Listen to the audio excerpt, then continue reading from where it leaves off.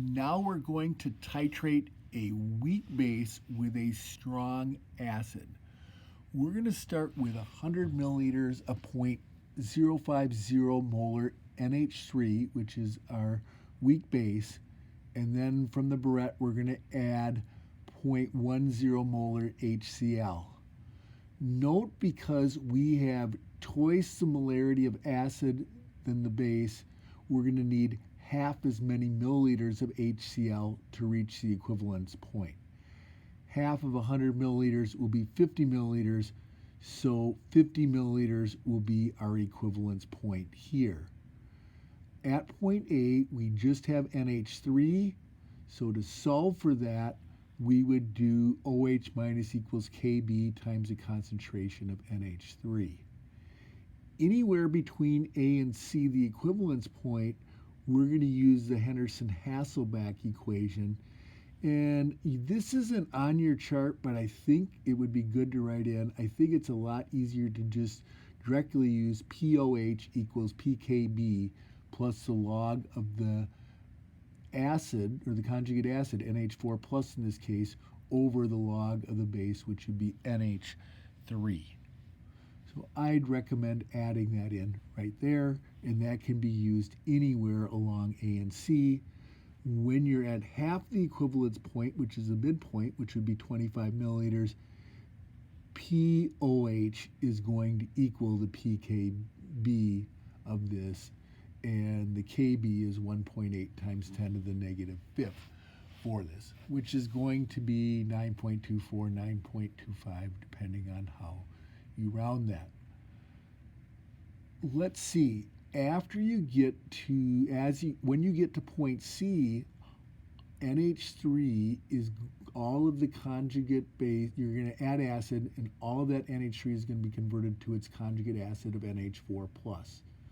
So equal moles of NH3, NH plus converts all the NH3 to NH4 plus, and then you have to do the weak acid of a conjugate base problem, and you can solve that H plus equals Ka times the concentration NH4 plus right there.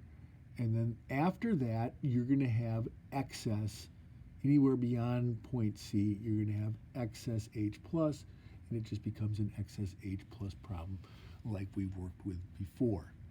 Notice, going back at point C, because all of the base has been converted to the conjugate acid, you have a pH below 7, and at point C it is 5.37.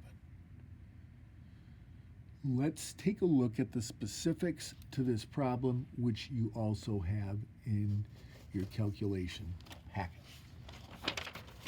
And we're going to get set up here, and again, they talk about this one a little bit in section 15.4, but as they do with the second problem, they don't show you near as much detail as they did with the weak acid and the conjugate base.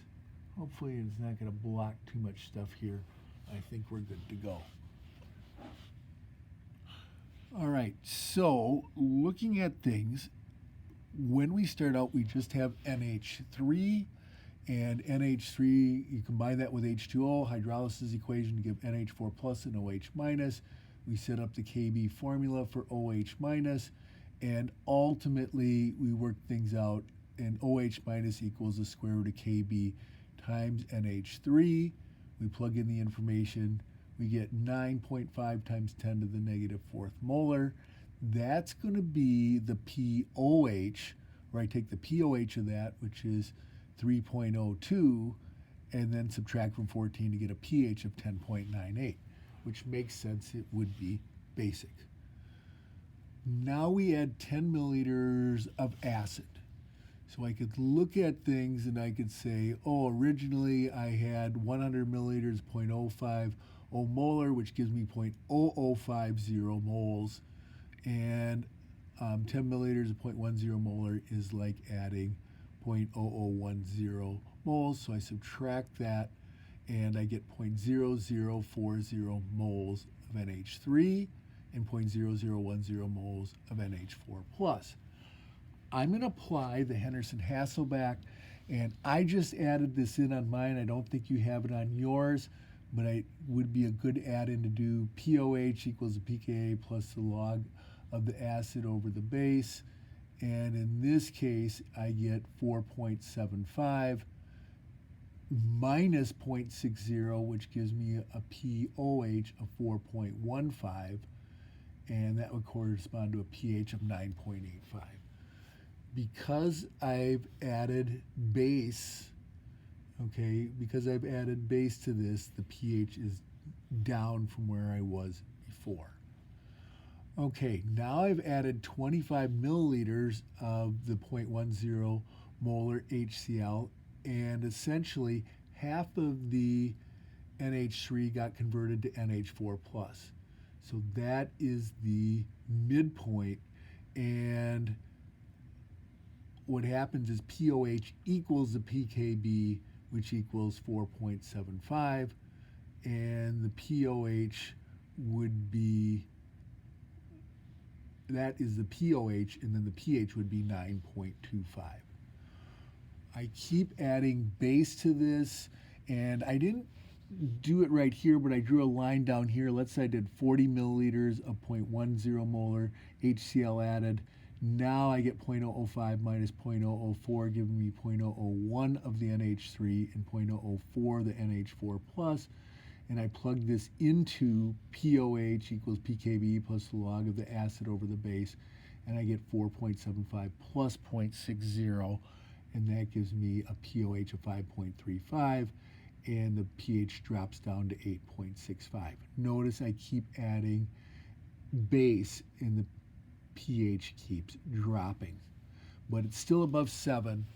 Now, with the 50 milliliters, I reach my equivalence point. That is the point where all the NH3 converts to NH4+, so I'm expecting the solution to actually be acidic at this point. And I take this 0.0050 moles, divide it by the total liters, which was the 100 originally, and the 50 that I added, which is 0.15. That gives me the concentration of NH4+. I multiply that by the Kb, or I'm sorry, the Ka, which I get by taking Kb over Kw over Kb to get to the Ka. And then what happens is I punch that in, and I get pH of 5.37. So notice I'm solving for H+, so I'm directly at a pH.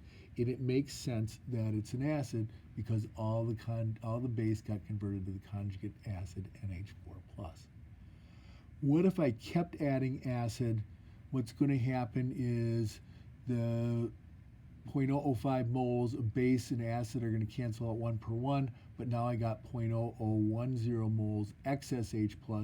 I divide that by the total liters, which was the 100 I started with and the 60 that I've added, and then I get the concentration of just H+, and then that brings my pH down to 2.20. I keep adding acid, the pH keeps dropping. I do this, it gets me down to 1.85. Again, the NH4+ concentration contribution will be insignificant compared to the excess H+ that I have at 60 milliliters and 75 milliliter parts right here.